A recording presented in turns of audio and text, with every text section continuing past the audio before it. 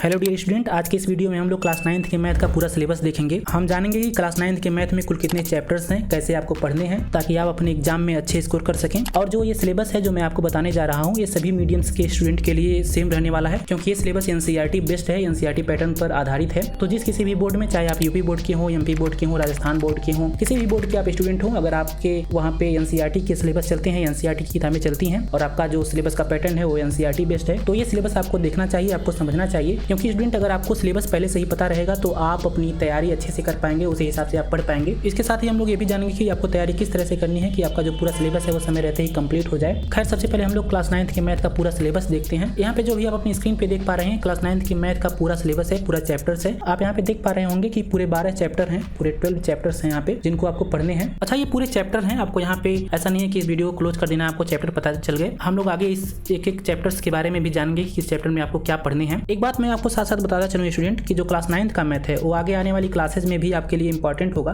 क्योंकि जो class 9th का मैथ है वो आने वाले क्लासेज में जो आप मैथ पढ़ेंगे, फिर चाहे वो क्लास 10th में हो, 11th में हो, 12th में हो या फिर आगे आप मैथ पढ़ते हैं, तो इन सभी का ये बेस है। आपको इस वाले सिलेबस में, मतलब क्लास 9th के मैथ का जो सिलेबस है, कई सारे ऐसे चैप्टर्स मिलेंगे जो बिल्कुल नए हैं, मतलब आप हो सकता है पहले कभी ना देखे हो, ना पढ़े हो। यहाँ पे कुछ ऐसे चैप्टर्स हैं जो मोस्ट इंपॉर्टेंट हैं, जैसे यहाँ पे नंबर सिस्टम पहला आपका चैप्टर है, संख्या पद्धति। तो अगर आपको आगे भी मैथ पढ़ने का विचार है, ऑब्वियसली अगर आप क्लास 9th में मैथ पढ़ते हैं तो डेफिनेटली 10th में भी आप मैथ पढ़ेंगे, लेकिन उसके आगे भी अगर आप मैथ पढ़ना चाहते हैं तो क्लास 9th से ही आप अपने बेस को मजबूत करते हुए चलिएगा। और उसके लिए जरूरी है कि आप लोग पहले सिलेबस को समझें, क्योंकि अगर आप लोग पहले सिलेबस को समझेंगे तभी उस पर काम कर पाएंगे, उसको ढंग से पढ़ पाएंगे, अच्छे से पढ़ पाएंगे। तो चलिए सबसे पहले हम लोग इस जो पहला चैप्टर है यहाँ पे संख्या पद्धति, इसके बारे में थोड़ा सा समझते हैं कि नंबर सिस्टम में आखिर आपको क्या पढ़ना है, नंबर सिस्टम क्या होता है।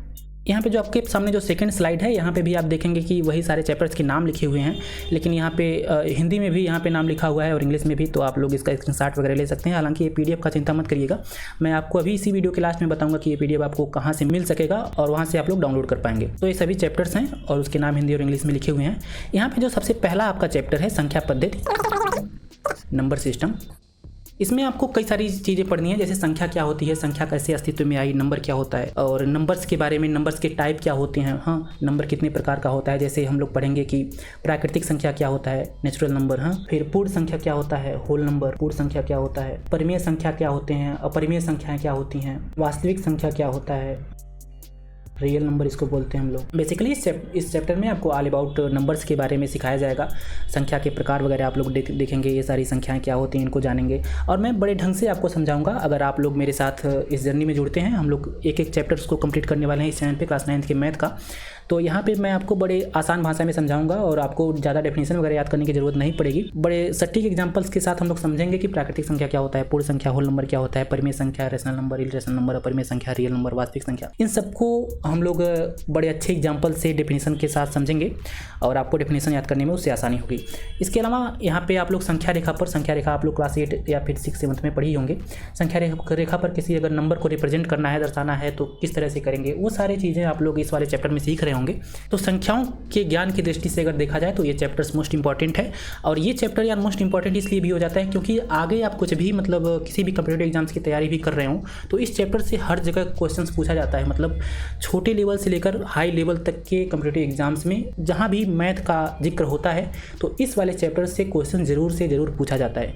तो आप लोगों को बड़े ढंग से इसको पढ़ना है अगर आप आगे मैथ पढ़ना चाहते हैं तो। अब जो अगला जो आपका चैप्टर है, सेकंड चैप्टर क्लास 9th के मैथ में, वो है बहुपद, पॉलिनोमियल।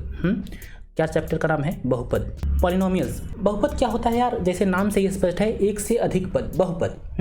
यहाँ पे आप लोग कई सारे सर्वसमीकाओं के बारे में पढ़ेंगे। सबसे पहले तो आप लोग इसमें ये सीखेंगे कि बहुपद क्या होता है, उससे संबंधित शब्दावली, मतलब रिलेटेड जो इससे शब्दावली है, जैसे शेषफल प्रमेय क्या होता है, गुणनफल प्रमेय क्या होता है, एक पदीय बहुपद क्या होते हैं, द्विपदी क्या होते हैं, त्रिपदी क्या होते हैं, शून्य बहुपद किसे कहते हैं, जीरो पॉलिनोमियल, इन सब चीज़ों के बारे में आप लोग इस वाले चैप्टर्स में पढ़ेंगे। कुछ बीजीय सर्वसमीकाएँ हैं यहाँ पे मोस्ट इंपॉर्टेंट, बीजीय सर्वसमीकाएँ, इस मतलब अलजेब्रिक इक्वेशंस, इसके बारे में भी आप लोग सीखेंगे। जैसे a + b का होल स्क्वायर आप लोग पढ़े होंगे, a - b का whole square, a square b square, इस सब पे जो सर्वसमीकाएँ बनती हैं, इस पे जो क्वेश्चंस बनते हैं, उन सभी को हल करना आप लोग सीखेंगे। बहुपद में ये सभी जो सर्वसमीकाएँ हैं, यहाँ पे आप लोगों को स्क्रीन पे दिख रहा होगा, इन सभी सर्वसमीकाओं का प्रमेय और इस पे आधारित क्वेश्चंस इस वाले चैप्टर में आप लोग सीख रहे होंगे। साथ ही जैसे मैंने आपको बताया रिमाइंडर थ्योरम, फैक्टर थ्योरम, मतलब शेषफल प्रमेय, गुणनफल प्रमेय, ये सब क्या होता है वो भी आप लोग इस चैप्टर में सीखेंगे। सबसे ज़्यादा इसमें महत्वपूर्ण क्या है सीखना, वो है इन सभी सर्वसंख्याओं के बारे में। ये सभी एक तरह से फार्मूला हैं, इनको आपको याद रखना चाहिए। और जब ये चैप्टर आएगा तो कैसे याद करना है और कितना फार्मूला याद करना है उसको हम लोग पढ़ेंगे। अब जो हमारा तीसरा चैप्टर है यहाँ पे वो है निर्देशांक ज्यामिति, कोऑर्डिनेट ज्योमेट्री, निर्देशांक ज्यामिति। इसमें आपको केवल एक ही चीज के बारे में पढ़ना है, कार्तीय पद्धति, कार्टेजियन सिस्टम। एक कार्टेजियन सिस्टम क्या होता है, कैसे होता है, क्यों इसका यूज किया जाता है, ये सब हम लोग इस चैप्टर में आकर के ढंग से पढ़ेंगे। लेकिन अभी के लिए बस आप इतना जानिए कि ये जो कार्टेजियन सिस्टम है इसको एक फ्रांसीसी दार्शनिक और गणितज्ञ हुए रेने देकार्ते, इन्होंने इस वाले सिस्टम को इनिशियली डेवलप किया था। और इसका यूज किया जाता है किसी तल में, किसी अगर मान लीजिए कोई सरफेस है, एक तल है, तो और इस पे अगर कोई एक पॉइंट है, इस वाले पॉइंट का अगर आपको पोजीशन बताना है तो किस तरह से आप लोग इसको बता पाएंगे, किस तरह से इस पोजीशन का निर्धारण होगा, ये चीज़ आप लोग निर्देशांक ज्यामिति में पढ़ने होंगे, कोऑर्डिनेट ज्योमेट्री में। तो रेने देकार्ते कौन थे और इन्होंने इसका अध्ययन मतलब कब किया, इन सब के बारे में, और एक कार्टेजियन सिस्टम एग्जैक्टली क्या होता है, इसके बारे में हम लोग जब इस चैप्टर को पढ़ेंगे तो और ज़्यादा मतलब डिटेल में पढ़ेंगे। और ये रेने देकार्ते का फोटो है, आप लोग इनका दर्शन अभी से कर लीजिए। हम लोग चौथा चैप्टर अब देखते हैं। चौथा चैप्टर जो है आपको जो पढ़ना है वो है दो चर वाले रैखिक समीकरण। चैप्टर का नाम है दो चरों वाले रैखिक समीकरण, लीनियर इक्वेशंस इन टू वेरिएबल्स, दो चरों वाले रैखिक समीकरण। यहाँ पे आप बेसिकली रैखिक समीकरण के बारे में पढ़ेंगे। सबसे पहले तो आप लोग समझेंगे इस सारे चैप्टर में मैं आपको बताऊंगा कि समीकरण क्या होता है, रैखिक समीकरण क्या होता है। हाँ, उसके बाद आप लोग रैखिक समीकरण में जो क्वेश्चंस है आपके आते हैं उसको हल किस तरह से करना है, मतलब रैखिक समीकरण का हल, इस सब के बारे में आप लोग समझेंगे, पढ़ेंगे। बाकी रैखिक समीकरण क्या होता है कुछ इस तरह से दिखता है, आप लोग अभी अपने स्क्रीन पे देख लीजिए, और इसका हल हम लोग इसी चैप्टर में आके एकदम अच्छे से सीखेंगे, पढ़ेंगे। पांचवा आपका, अच्छा मैं आपको बड़े जल्दी सिलेबस समझा रहा हूँ क्योंकि आपके दिमाग में इस वीडियो केवल पर्पज इतना है, ऐसा नहीं है कि आपको मास्टर बना देना है, सिलेबस का आपको पूरा ज्ञान होना चाहिए, नहीं।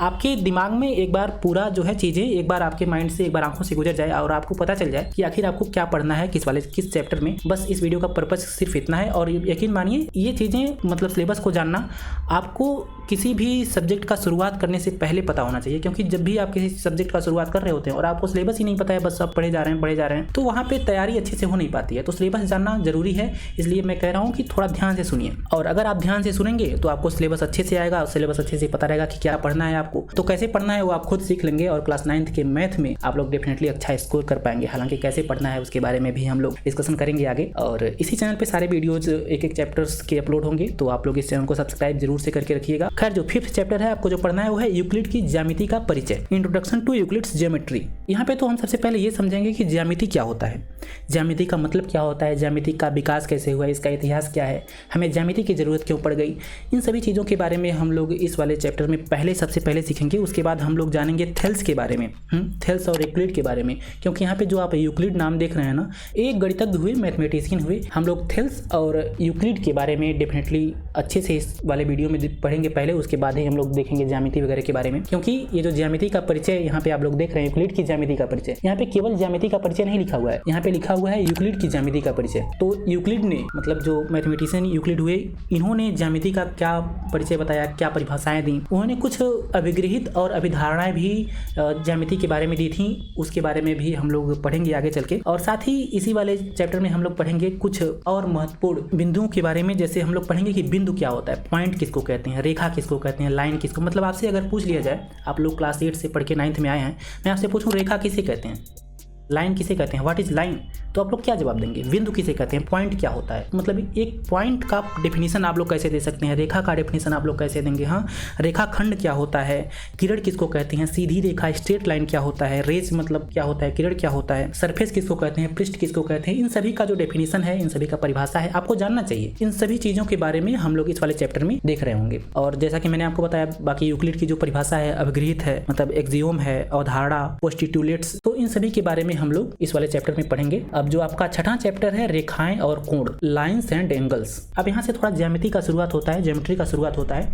इसके पहले भी आप लोग ज्यामिति पढ़े थे, लेकिन वहाँ पे आपको केवल ज्यामिति से परिचय करवाया गया था। चैप्टर का नाम था क्या, 5वां चैप्टर जो है मैंने आपको दिखाया यहाँ पे, यूक्लिड की ज्यामिति का परिचय। मतलब यहाँ से सिर्फ ज्यामिति का परिचय शुरू हुआ था, जहाँ पे आप लोग कई सारे ज्यामिति के जो इंपॉर्टेंट आप कह सकते हैं कि पिलर्स टाइप चीजें हैं, जो बार बार ज्यामिति जब आप पढ़ते हैं डिस्कशन हो रहे होते हैं जिनका, जैसे मैंने आपको बताया कि बिंदु, रेखा, रेखाखंड, किरण, सरफेस यानी पृष्ठ, उन सभी के बारे में आपको बेसिक जानकारी दी जाएगी। और जो छठा चैप्टर है इसमें आपको पूरा डिटेल में पढ़ना है रेखा के बारे में, कोण के बारे में कि आखिर रेखा क्या होता है, रेखाखंड क्या होता है, ठीक है, रेखा, रेखाखंड, फिर किरण, मतलब जितनी भी लाइन से जुड़ी चीजें हैं, किरण क्या होता है, कोण के बारे में आप लोग पढ़ेंगे, कोण कितने प्रकार के होते हैं, एंगल, कोण में ही आप लोग पढ़ेंगे कि भुजा क्या होता है, कोण की भुजाएं, भुजा, उसके बाद आप लोग कोण का जो शीर्ष ये किसको कहते हैं, वर्टेक्स। तो इन चीज़ों के बारे में आप लोग पढ़ रहे होंगे। कोण के कई सारे टाइप्स हैं, उनका भी हम लोग डिस्कशन कर रहे होंगे, जैसे शून्य कोण क्या होता है, शून्य कोण क्या होता है, समकोण क्या होता है,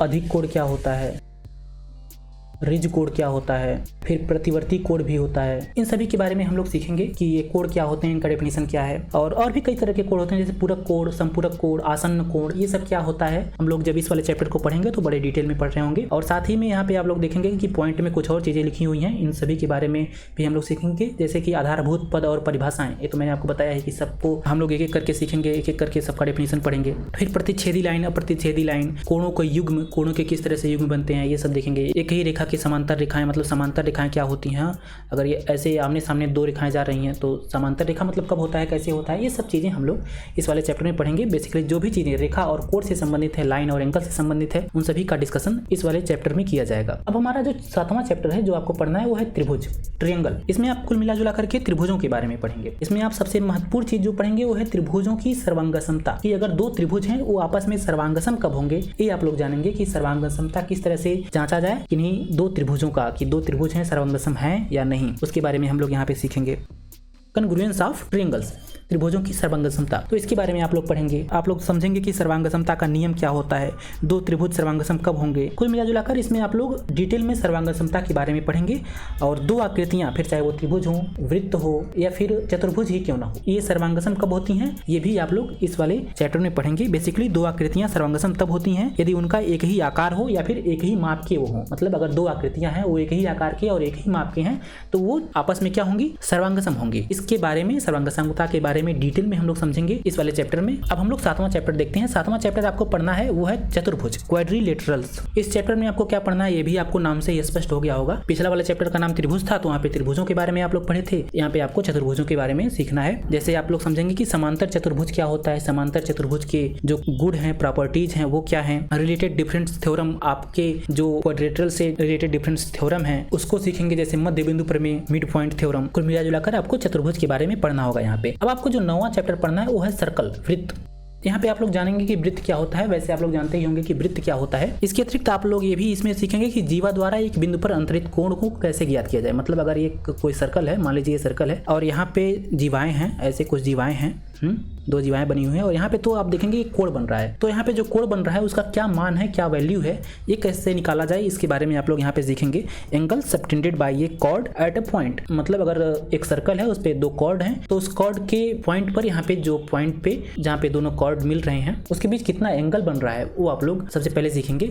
फिर अगर आपको केंद्र से जीवा पर लंब, perpendicular from the centre to a chord, आप लोग केंद्र से जीवा पर लंब किस तरह से डाला जाए ये सीखेंगे। मतलब अगर ये एक सर्कल का केंद्र है, इस पर लंब अगर डाला जाए एक जीवा बनाकर, मान लीजिए एक कॉर्ड है, जीवा है, ए है, ए बी है, सेंटर ओ है, तो किसी कॉर्ड पर, वृत्त में बने किसी कॉर्ड पर किस तरह से आप लोग लंब डाल सकते हैं परपेंडिकुलर, वो आप लोग जानेंगे। आप लोग फिर पढ़ेंगे समान जीवाएं और उनकी केंद्र से दूरियां। मतलब अगर किसी वृत्त में दो समान जीवाएं हों, मतलब अगर मान लीजिए एक वृत्त है, यहाँ पे दो समान जीवाएं ऐसे बनी हुई हैं और इसका केंद्र से क्या दूरी है, केंद्र से इसका क्या दूरी है, उसको आप लोग जानेंगे कि किस तरह से ज्ञात किया जाए। फिर आप लोग पढ़ेंगे कि एक वृत्त के द्वारा चाप पर अंतरित कोण, मतलब अगर कोई एक सर्कल है, वृत्त है और यहाँ से ऐसे एक एंगल बना दिया जाए तो इसके चाप पर आप लोग अगर यहाँ पे देखेंगे एक कोण बन रहा है, इसके चाप पर एक कोण बन रहा है, तो इसको किस तरह से ज्ञात किया जाए वो भी आप लोग इस वाले चैप्टर में सीखेंगे। साथ ही में आप लोग जानेंगे कि चक्रीय चतुर्भुज क्या होता है। चक्रीय चतुर्भुज, एक सेंटर में चक्रीय चतुर्भुज बेसिकली ऐसे चतुर्भुज होते हैं जो एक वृत्त के अंदर होते हैं और उनके जो शीर्ष हैं, उनके जो क्या हैं, शीर्ष हैं, वो वृत्त के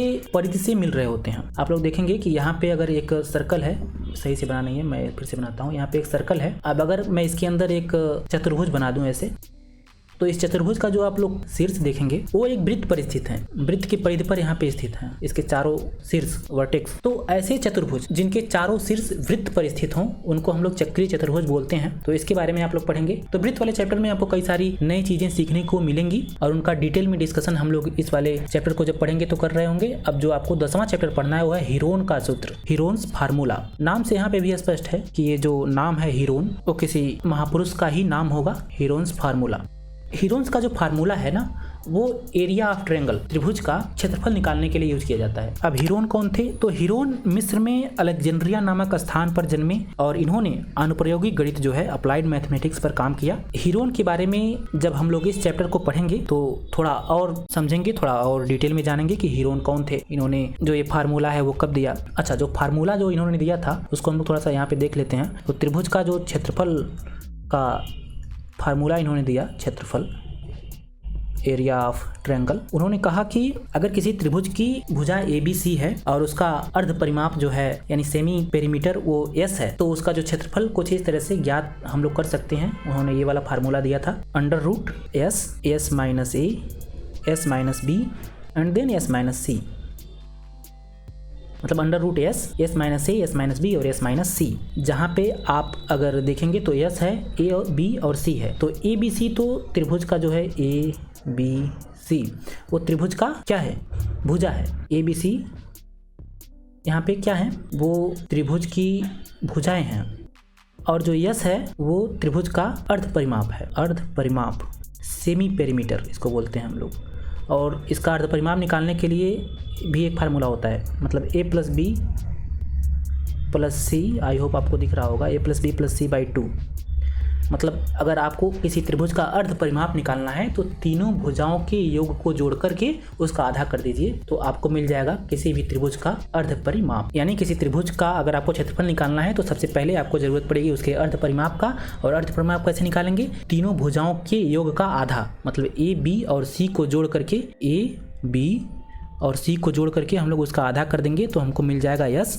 और ABC का मान तो हमको पहले से ही पता है और उसको हम रखेंगे इस वाले फार्मूला में, इस वाले फार्मूला में, तो हमको मिल जाएगा क्या? त्रिभुज का क्षेत्रफल। त्रिभुज का क्षेत्रफल क्या है जिसको हीरोन ने दिया था? उसका फार्मूला है √S into S minus A, S minus B और S माइनस C। इस तरह से कुछ इसको लिखा जाता है। आप लोग चाहें तो अभी से याद कर सकते हैं, बाकी मैं आपको याद करवा दूंगा जब इस चैप्टर को हम लोग पढ़ेंगे। तो अब आपका जो 11वां चैप्टर है उसका नाम है पृष्ठीय क्षेत्रफल और आयतन, सरफेस एरियाज एंड वॉल्यूम। यहाँ पे सारी चीज़ें लिखी हुई हैं, इन सबको आपको पढ़ना है। और अगर मैं सीधे सीधे बताऊँ तो इसमें आपको शंकु इसको अंग्रेजी में कहते हैं कोन, और गोला यानी स्फीयर, और अर्धगोला हेमीस्फीयर, इन तीनों का आपको पृष्ठीय क्षेत्रफल निकालना, वक्रीय पृष्ठीय क्षेत्रफल निकालना और आयतन निकालना इस वाले चैप्टर में आपको सिखाया जाएगा। तो कुल मिला जुला के इसमें आपको शंकु, गोले और अर्धगोले के पृष्ठीय क्षेत्रफल, वक्रीय पृष्ठीय क्षेत्रफल और आयतन के बारे में आपको पढ़ना है। तो ये था आपका 11वां चैप्टर। अब आपको जो लास्ट चैप्टर पढ़ना है 12वां चैप्टर, उसका नाम है सांख्यिकी, स्टैटिस्टिक्स।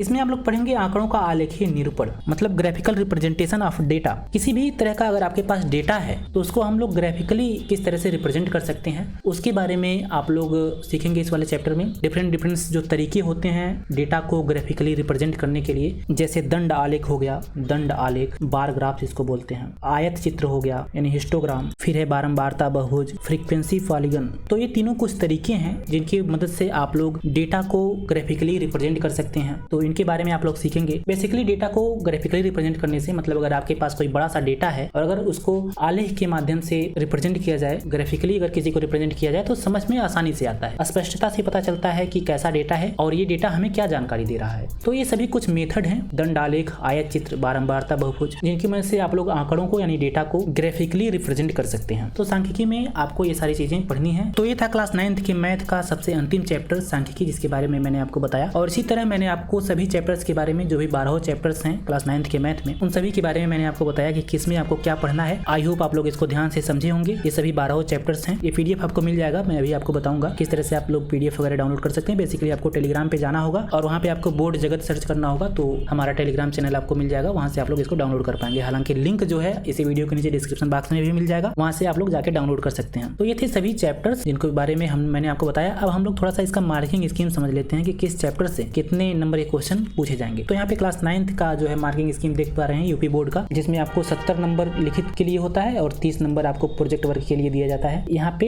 टोटल 5-6 यूनिट है, जिसमें संख्या पद्धति, बीजगणित, निर्देशांक ज्यामिति, ज्यामिति मेंसुरेशन और सांख्यिकी, ये सभी इकाई का नाम है, यूनिट का नाम है और उससे रिलेटेड जितने नंबर्स आपको मिलने वाले हैं सामने लिखे हुए हैं। जैसे संख्या पद्धति से अकेले एक चैप्टर से आपको 12 नंबर मिलेगा, बीजगणित से आपको 22 नंबर के प्रश्न पूछे जाएंगे, निर्देशांक ज्यामिति आपको 4 नंबर देगा। ज्यामिति में आपके कई सारे चैप्टर्स हैं, आप लोग यहाँ पे देखे होंगे। अगर मैं स्क्रॉल करके यहाँ पे नीचे जाऊँ तो यूक्लिड की ज्यामिति का परिचय, फिर त्रिभुज, चतुर्भुज, वृत्त, हीरोन का फार्मूला, ये सभी ज्यामिति के ही चैप्टर्स हैं, इसी ज्यामिति के ही इकाई में आते हैं, ज्योमेट्री के ही इकाई में आते हैं। तो इन सभी को मिलाकर यहाँ पे 16 नंबर के क्वेश्चंस आपसे पूछे जाएंगे और मेंसुरेशन से आपको 12 मार्क के क्वेश्चन मिलेंगे और सांख्यिकी से यानी सबसे लास्ट जो आपका चैप्टर है उससे 4 नंबर। तो इस तरह से टोटल 70 नंबर आपके एग्जाम में पूछे जाएंगे और उनका जो मार्किंग स्कीम है वो कुछ इस तरह से होगा, मैंने आपको बता दिया। 70 नंबर की बेसिकली लिखित परीक्षा और 30 अंक का प्रोजेक्ट कार्य होगा। यहाँ पे लिखा हुआ है ये यूपी बोर्ड का है, ठीक है, ये यूपी बोर्ड का है। ये किस बोर्ड का है? यूपी बोर्ड का है। तो इसी तरह अलग अलग बोर्ड के होते हैं। यहाँ पे मैं CBSE बोर्ड का भी लगा दूंगा। CBSE बोर्ड का मार्किंग स्कीम कुछ इस तरह से होता है। अगर आप अपने स्कूल वगैरह जाते हैं तो वहाँ पे अगर आप लोग अपने टीचर से पूछेंगे, मैथ के टीचर से, कि हमारा मार्किंग स्कीम क्या है, मतलब किस चैप्टर से कितने नंबर के क्वेश्चन पूछे जाएंगे, तो आपको वो बता देंगे आसानी से। तो इस तरह से मैंने आपको क्लास 9th के मैथ का पूरा सिलेबस और सिलेबस के साथ मार्किंग स्कीम भी बताया। अभी आपको क्लास 9th के मैथ का पूरा सिलेबस पता है और आप इसी हिसाब से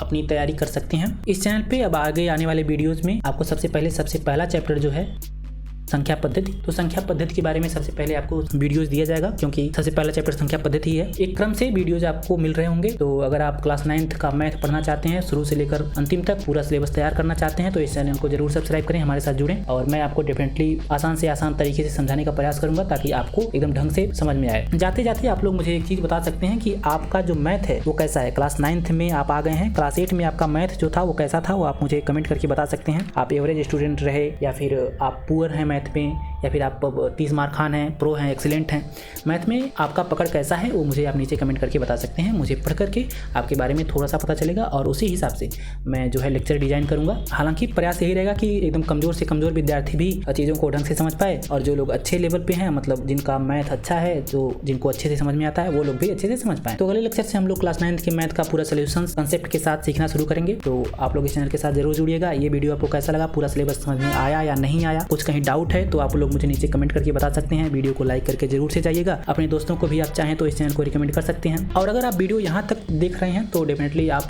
कुछ चुनिंदे लोगों में से एक हैं। इस समय टाइम स्पेन जो है लोगों का वो बहुत कम हो गया है और पेशेंस बहुत कम लोगों में है। तो हो सकता है कई लोग तो शुरू में जो पहला स्लाइड था यहाँ पे 12 चैप्टर्स के नाम दिख गए, इसी को देख करके ही भग गए हों। लेकिन अगर आप यहाँ तक देख रहे हैं तो मेरे साथ जरूर जुड़ें, इस चैनल को सब्सक्राइब करें और हम लोग इस चैनल पे बड़े ढंग से क्लास 9th के मैथ का सिलेबस कवर कर रहे होंगे, पढ़ रहे होंगे। तो इस वीडियो को हम लोग यहीं पे एंड करते हैं। जाते जाते बस आपको फिर से एक बार याद दिला दूं कि अब नेक्स्ट वाले लेक्चर से हम लोग पहले चैप्टर का शुभारंभ कर रहे होंगे और इसको हम लोग कंसेप्ट के साथ सीखना, सोल्यूशन के साथ एक एक चैप्टर का सोल्यूशन जो है, एक एक एक्सरसाइज का सोल्यूशन, एक एक अभ्यास का सोल्यूशन जो भी है, हम लोग उसको करना सीखेंगे। अगर आपका कोई सवाल या सुझाव है तो मुझे नीचे कमेंट करके बता सकते हैं। बाकी आप लोग टेलीग्राम चैनल पे जाकर के इस वाली PDF को डाउनलोड कर सकते हैं। हमारे व्हाट्सएप चैनल से भी आप लोग जुड़ सकते हैं। तो मैं आपसे फिर मुलाकात करूंगा एक अलग वीडियो में, अलग टॉपिक के साथ। बेसिकली इस वाले लेक्चर में नेक्स्ट लेक्चर यही होगा संख्या पद्धति का। तब तक के लिए मुझे दीजिए इजाजत। धन्यवाद।